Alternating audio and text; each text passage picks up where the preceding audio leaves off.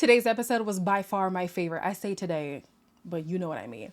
This episode, honey, it was giving, okay? Welcome back to my channel. My name is Queenie. For those who don't know me, reviewing the Ultimatum Queer Love Season 1 episode, whatever episode this is, trial. Before I get into it, because I'm about to get into it, please make sure to like this video, subscribe and hit the bell, and leave a comment down below. So the format that I did for this review is just a little bit different. You might not notice it, but I do. So my notes are a little bit minimal. Hopefully I remember everything that I want to remember. I'm going to go couple by couple this time.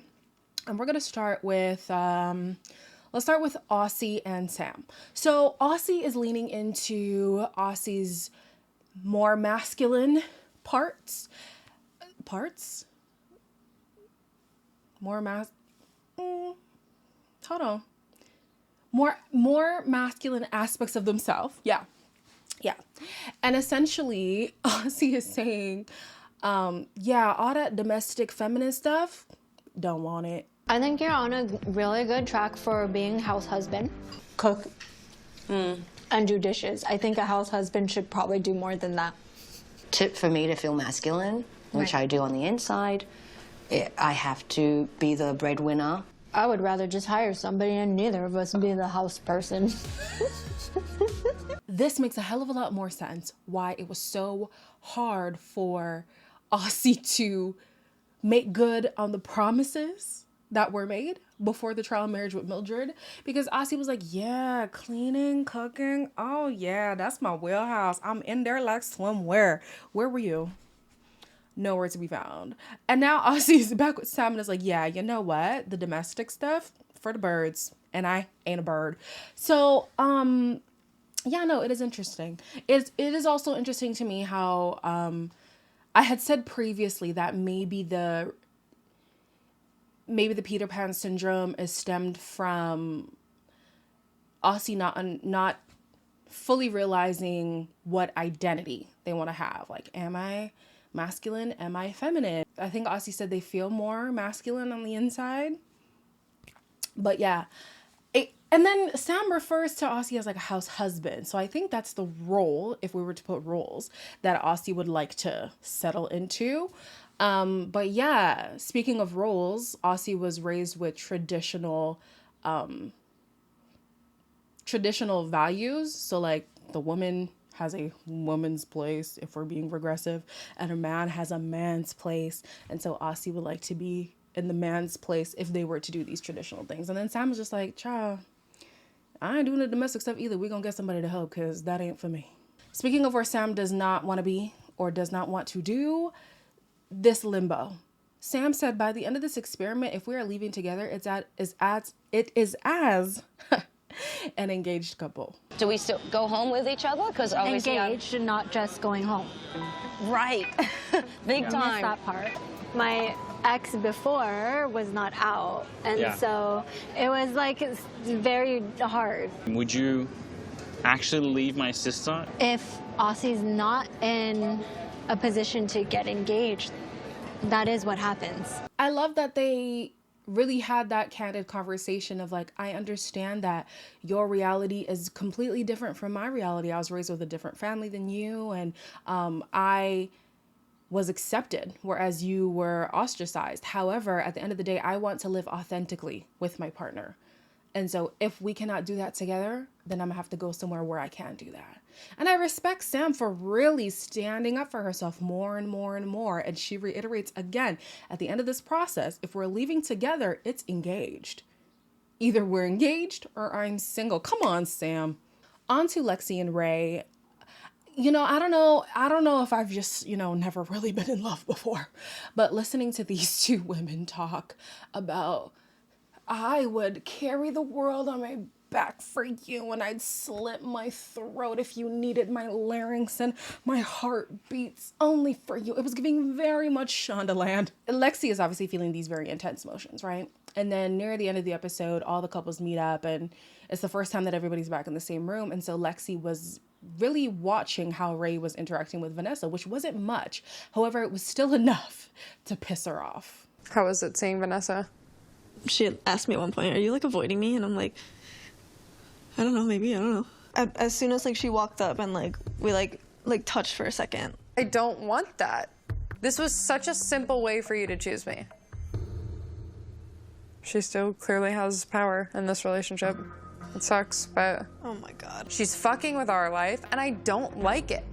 Stop saying what I am and am not feeling right now. Yeah, it is hard when people do that. Lexi has a real vendetta with Vanessa.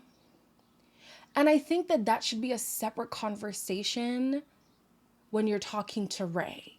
Because when you bring in Vanessa and how vindictive and manipulative Vanessa is, it makes Rey feel as if she is incapable of making adult decisions. She's incapable of looking out for herself. She's incapable of discerning who is good and who isn't good for her. And maybe that is true. Maybe that is true. But then again, like I said in previous episodes, I would then look at Lexi and say, why is that something you would want to accept in marriage? Somebody who is so easily swayed by any single influence out there, that's going to be a problem. I would think that's going to be a problem. So yeah, I think it is kind of undermining Rey. Just saying, like, how could you pick that person who was so A, B, C, and D? Like, essentially, if you pick them, I can't trust you because I don't trust them. But it's, I don't know, like, it's also similar to Bliss from Love is Blind. Essentially telling Zach, I'm judging your character by who you choose to fraternize with. Yeah, Lexi's doing the same thing. Let's go to Tiff and Mildred. Yeah, they are steamrollers. And I don't know how two steamrollers can steamroll each other, but they're gonna try. I don't know. It's just really hard when it comes to like conflict with you. Like, you know, how often do you feel like I don't let you talk? All the time. So I should just be quiet? No. How do I not feel like I'm interrupting you all the time? But you do that by not interrupting. And same for me, not interrupting you. But Tiff, you talk a lot.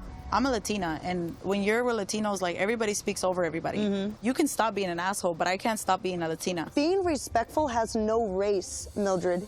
No, that was so low of Mildred. And I'm like, you can work on being a good person. Being a good person is not a racial quality. Is Mildred serious? Yo, I actually had to laugh. But essentially, they both came to the realization that they are very strong-willed, hard-headed, and it's going to cause a lot of head bumping through this relationship. And I think there was a point, essentially Mildred was saying, like, you found me this way. And I do want to point that out because Tiff, when they found Mildred, it was under like lesbian Latinas or whatever. And Tiff said what drew them to Mildred was the fact that she was feisty. And I say that also because there's this thing that people say, and sometimes we don't really deep it, but the things that you find endearing at the beginning of a relationship could be detrimental near the end of a relationship. So yeah, in the beginning, somebody who's fiery and feisty, oh my gosh, this is exciting, this is so much fun, until you're in the depths of a relationship and you realize, oh my gosh, it's not everyday feisty, it's not everyday fiery. Like, sometimes you do need to quell that fire. Sometimes you do need to learn to compromise with people. So yeah, that same thing that intrigued Tiff is now a point of contention in their relationship. So they did have a come to Jesus moment and were like, listen, I could do better. Yep, I could do better too. And they're going to try and hear each other out. And we hear that it stems, for Mildred, it stems from being in a Latin household where everybody's talking up. And if you want to be heard, you have to be the loudest voice in the room. I don't really remember where Tiff attributes their feistiness from, but they're going to try. They're going to try to be better and try to hear and understand each other. Vanessa and Xander have an interesting conversation where Vanessa is saying she's now prepared for marriage. And she feels like, actually, marriage is no different from what we've been doing these last 3 years. If it was no different, what was the hesitation? Why even be issued an ultimatum? Why be so against marriage if you feel like it's just that easy? I do think that it can be what it has been for the 3 years, but there are also other components that make it hard. And so you want somebody who is fully committed to being committed to marriage, you know, and all that it comes with. But anyways, the main event circles Mal. Truly. So Mal is trying to do whatever it takes to prove to Yoli that she is the one and the only one that Yoli should pick. Let me pick only the best strawberries for the person that I love. Incredible. Thank you. You're doing stuff around the house. Is that sustainable? Yes.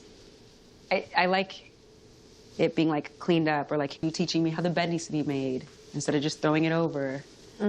This is great in a roommate sense. Like, this is awesome. But I would want it to be more romantic. I have the same question as Yoli. Is this behavior sustainable? Oftentimes in relationships, people get comfortable, and those same things that people did in the beginning of the relationship to win the person over kind of fall to the wayside, and the romance dies and people get complacent. And that seems to be what happened between Mal and Yoli. And Yoli's saying, you used to do this at the beginning, but you don't really be doing this now. So how do I know this is going to be a reoccurring thing, you know? It also seems like Mal has been cleaning up after herself, which is good, but also this should just be natural practice as a 36-year-old, but let's move on. All the couples come together, right? And Vanessa told Mal that Yoli and Xander had been talking. And Mal knew that, but she didn't know everything. Yoli had asked for a selfie, and it was just like there were a few things that made me uncomfortable. Like, Well, that's a part I didn't hear. Okay. Didn't think it happened. I'm gonna talk to Mildred for a second. Okay. I don't miss you. Can I step in? Do you want me to not step in? You can do whatever you want. Is it a conversation that I can join or that you don't want me to join? I think it would be more authentic without you there. Oh, Yoli girl. Not you omitting, not a lie by omission. And then playing dumb. I was like, oh, Yoli is gaslighting us this episode. Truly she is. She's like, oh, is that what happened? I mean, it might have happened. I don't know. I don't remember. You don't remember? You're at her talking about, I love you, Xander, but you don't remember wanting to see Xander's. Like, come on. Really?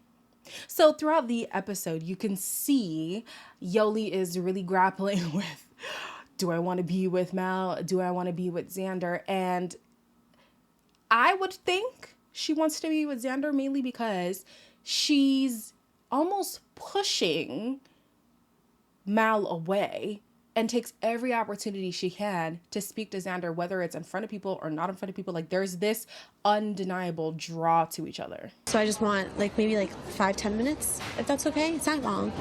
If me and Mal were further broken apart, I would marry Xander. You've been so set on being married to her. What changed? She met Yoli. I choose Yoli at her very worst. I choose her with all the trauma. I choose her when we weren't shit. Curious to know if you choose Yoli the same way I choose Yoli. I think obviously Mal is hurt. Mal is really, really hurt. And she wants to make sure if she's going to lose Yoli to Xander, it's because Xander is going to take the best care of her as possible. But I'm just like, I think that was a conversation for Xander and Yoli to have, rather than for you to say, do you choose her? Because I accept all her trauma. I accept the pitfalls. I accept when she can't even provide. Are you going to do that? That's not for you what?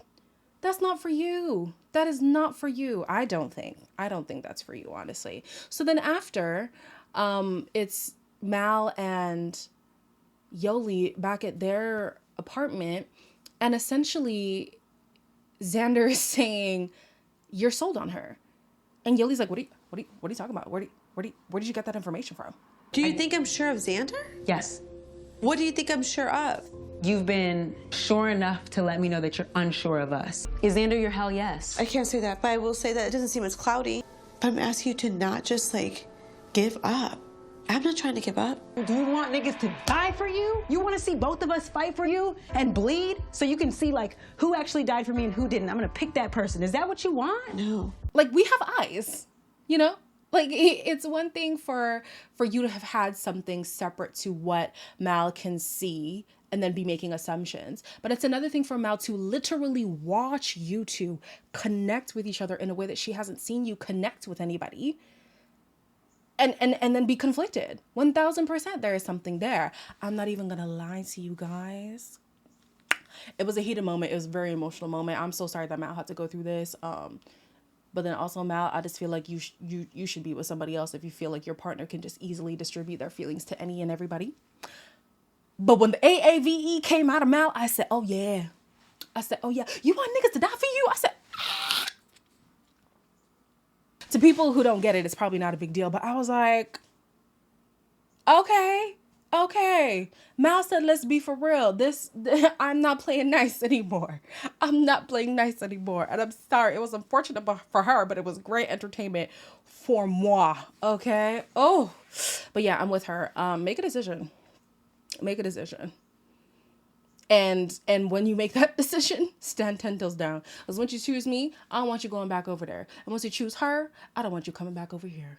Whoo, child, we sweating. But the episode ends with Vanessa and Xander talking about what happened throughout the night. And Vanessa was very proud of herself for allowing Xander to feel her feels and to talk to Yoli and to be close with Yoli and not hover over them. However, then it dawned on me again, because sometimes I'm like, wow, Vanessa's grown. And then I'm like, right, she does also think that monogamy is for the birds, and she ain't a bird. So, you know, if in some weird world Yoli would be down, I think Vanessa would accept with open arms. So I wanted to be like, wow, she's grown. And then I'm like, oh no, this probably plays right into what she wants. So anyways, we'll see where this season goes. Oh my gosh. Somebody told me not to watch the trailer for the last few episodes because Netflix just gave away the whole storyline. So,